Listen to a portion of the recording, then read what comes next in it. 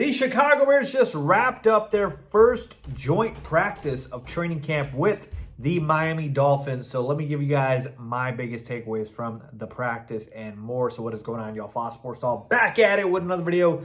Talking some NFL here to talk about the Chicago Bears. So if you're a Bears fan, guys, please do hit that subscribe button down below. Please make sure to hit the bell icon so you're notified every time I drop a new video. All right, so here we go. Joint practice with the Miami Dolphins. I've been waiting for joint practices for a while now. I just felt like, the regular training camp practices were getting stale with the offense going up against the defense every single day. And you just pick up on tendencies, habits, and whatnot. And sometimes you just need something different, kind of to shake things up.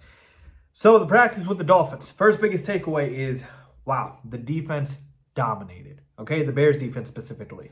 And when we're talking about the Bears defense dominating, this was done without Jalen Johnson or Kyler Gordon. So two of our better players on the defense not there, but we still are able to dominate. So per a lot of the beat reporters and people covering the team, from everything I read, heard, and saw, the Bears defense dominated early in 11-on-11 periods. They were the most consistent unit today out of every unit, right? That includes Bears offense, Dolphins offense, defense, etc. They were the most consistent. And it ended up being where the Dolphins, right, their offense specifically, Tua Tagovailoa ended the day with 3 interceptions. Alexander Mattison had 2 fumbles. And Mike McDaniel had to end up breaking a fight because the Dolphins were fighting each other, right? They weren't fighting the Bears as much. They were fighting each other. So it was an absolute disaster for the Miami Dolphins. Even their Dolphins beat reporters were saying that the offense was complete garbage for them. The only thing I think they had success with was running to the left, but that was pretty much it. So to me, obviously, this feels really good to hear about for the Bears defense. I think Kevin Byard, Jaquan Brisker each had a interception as well. And yeah, overall, this just feels great for the Bears defense to know that, look, Dennis Allen has these guys playing fast, physical, and tough football. I mean, I just think it's impossible for the Bears defense to ever really be awful. And I thought going into this year, the Bears defense is going to be solid, and it's going to be serviceable. But they have a chance to be elite, folks. They have a chance to be elite because Dennis Allen is obviously an incredible defensive coordinator, head coach in this league before. We just have some guys that are nasty, man. We just have guys that, just get after it. And the pass rush, I think it's a little underrated. I think our secondary is a little underrated. I just think our defense overall is underrated. And so I think a lot of offenses, a lot of teams and their offenses are going to be surprised going up against the Bears because I just feel like we are always going to be a solid unit for this season. So overall, defense dominated. We're the best consistent unit throughout the entire joint practice. Second takeaway, the offense, a little bit more up and down, okay?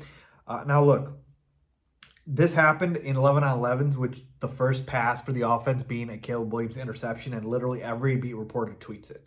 And I'm just like, all right, I get it, right? You got to tweet it. It's people couldn't wait to tweet that out. Oh, my God, Caleb Williams threw an interception on his first pass on 11-on-11s.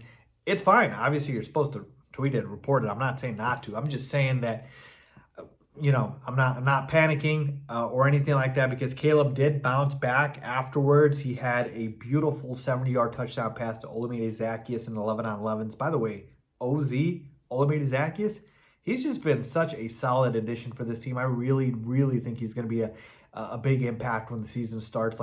Just a savvy veteran, man. He just knows where to be, how to get there, be in the right spots, catch the football, reliable.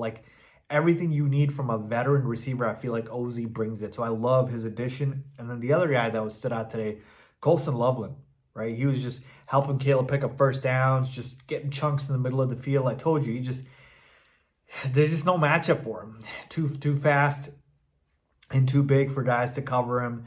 It's just going to be a problem. I think Ben Johnson is going to be licking his chops trying to get as much playing time for him as possible. And it's just going to be a complete mismatch for opposing defenses. So Colson Loveland's going to be amazing. But yeah, look, the offense definitely did have some struggles. Caleb was pressured in the backfield. They had some pre-snap penalties. Those things were there.